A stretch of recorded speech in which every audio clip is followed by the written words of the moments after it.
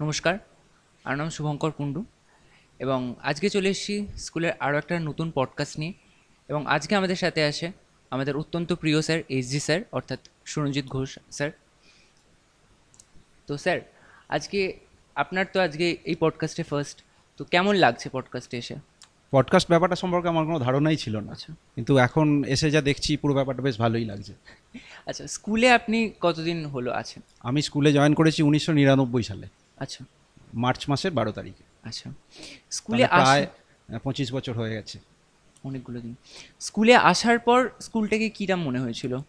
স্কুলে আসার পর স্কুলটা সত্যিই খুব ভালো লেগেছিল। বিশেষ করে ভালো লেগেছিল স্কুলের পজিশনটা, একদম গঙ্গার ধারে, খুব সুন্দর একটা প্রাকৃতিক দৃশ্য, বিল্ডিংও খুব ভালো।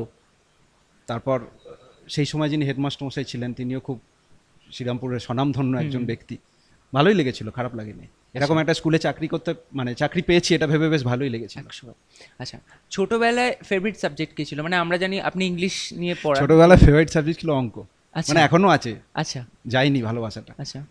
আর এবার একটু আপনার লাইফ সম্পর্কে জানা যাক। আপনার প্রিয় খাবার কি? আমার প্রিয় খাবার এক কথায় বলা খুব মুশকিল। আমি মাছ খেতে খুব ভালোবাসি, আচ্ছা। আর মিষ্টির প্রতি ভয়ঙ্কর দুর্বল। আর কোথায় ঘুরতে যেতে ভালোবাসেন? যে কোনো জায়গায় ঘুরতে যেতে খুব ভালো লাগে, বিশেষ করে পাহাড়ে। আচ্ছা, তাহলে স্যার, মানে এই টিচিং লাইফে বা টিচার হওয়ার মানে কিভাবে আসা টিচার লাইনেতে?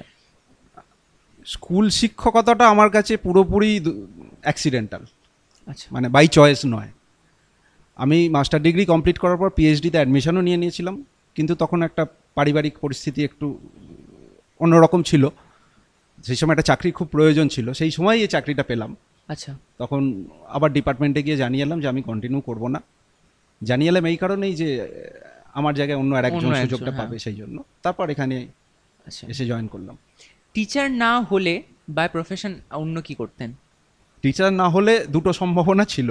একটা হয় স্পোর্টস সংক্রান্ত কোনো কিছুর সাথে যুক্ত থাকা, অথবা কোনো রিসার্চ ওয়ার্কের সাথে যুক্ত থাকা। আচ্ছা, এখন তো স্যার স্কুলের একটা খুব গর্বদায়ক স্পেস বা ফ্রেজ যাচ্ছে আমাদের, সেটা হচ্ছে সার্ধ 150 বছর, শতবর্ষ। হ্যাঁ। হ্যাঁ, 150 বছর। তো সেটা নিয়ে আপনার কেমন এক্সপিরিয়েন্স, মানে কেমন চলছে বা কি হলে আরো ভালো হতো? একটা স্কুল সগৌরবের সাথে 150 বছর পূর্তি উদযাপন করছে, এটা তো নিঃসন্দেহে একটা ভীষণ আনন্দের ব্যাপার।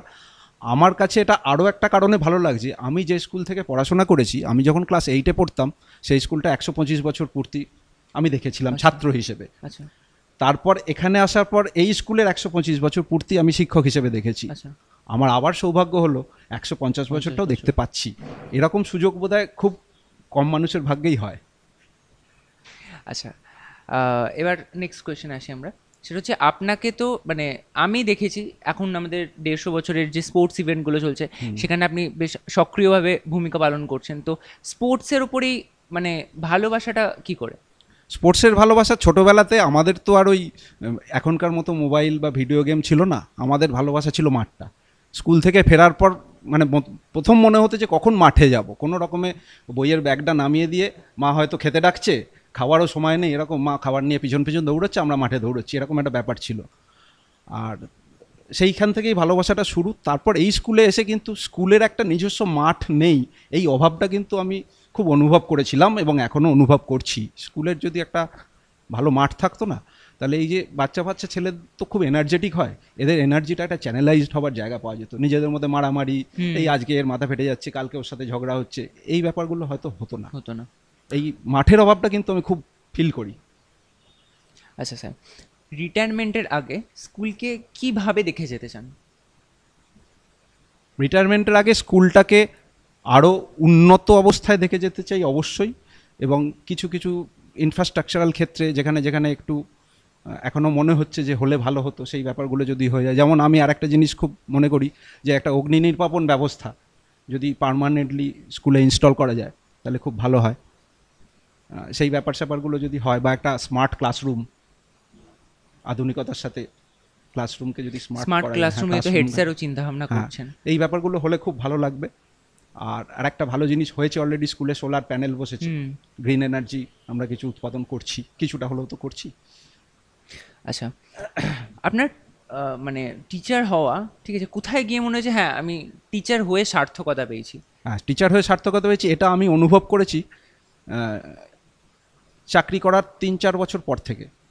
আমি ছোটোবেলা থেকে ভীষণ রগচটা ছিলাম, আচ্ছা। খুব অল্পেই মাথা গরম হয়ে যেত।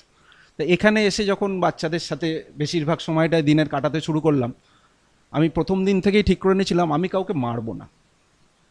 তা তারপর আস্তে আস্তে আস্তে আস্তে তাদের সাথে মিশতে মিশতে আমি নিজেকে অনেকটা কন্ট্রোল করা শিখলাম। এবং এইখানেই আমার সবথেকে বড় সার্থকতা টিচার হিসেবে, যে আমি আমার রাগটাকে কন্ট্রোল করতে পেরেছি। এবং স্যার এটা মানে আপনার ক্লাস করে আমরা দেখতে পেয়েছি আপনার মানে আপনি যখন ক্লাস করাতেন মাঝে মধ্যেই আপনি মানে সব ক্লাসকে পুরো একদম পিন ড্রপ সাইলেন্স করে দিয়ে মানে কাইন্ড অফ মেডিটেশন করার মতনও আপনি করেছেন। ঠিক আছে, তো এবার নেক্সট কোয়েশ্চেনটা আসে, এটা হচ্ছে মানে আপনি তো বললেন ওই আপনার স্পোর্টস নিয়ে, ঠিক আছে, মানে এখন তো মানে প্রত্যেকটা স্টুডেন্ট বলা যেতে পারে ওই সকালবেলা উঠলো ঘুম থেকে পড়তে চলে গেল, পড়া থেকে গিয়ে একদম ডাইরেক্ট স্কুল থেকে এসে পড়া, দেন আবার ঘুম, ঠিক আছে।